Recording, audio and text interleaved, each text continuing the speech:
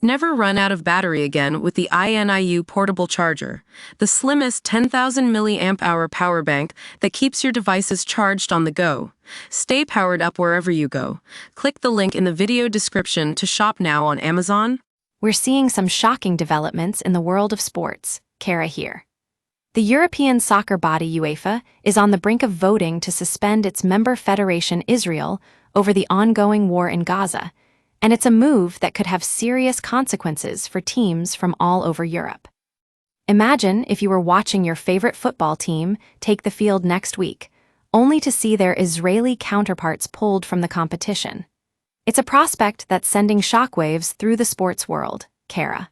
The decision would prevent Israel's national and club teams from playing in international competitions, including next year's World Cup. Now, we're not just talking about a casual fan here. We're talking about the leaders of one of Europe's top soccer associations, UEFA. And it's clear that the war in Gaza has reached a boiling point, with calls to exclude Israel from sports events growing louder by the day. The situation is becoming increasingly complex, especially when you consider the close ties between FIFA and US President Donald Trump. It's not just the sports world that's feeling the heat. The international community as a whole is under scrutiny for its response to the conflict. The United Nations Human Rights Council has been urging FIFA and UEFA to take action, with 7 independent experts recently calling for Israel to be suspended from international competitions. But what about the impact on ordinary fans? How will this decision affect the sport they love? Kara's got some questions, and we're going to dive into the details. UEFA's President Alexander Seferin has already shown a tougher stance on Israel, with banners placed on the field during a recent game expressing concerns about the humanitarian toll of the conflict.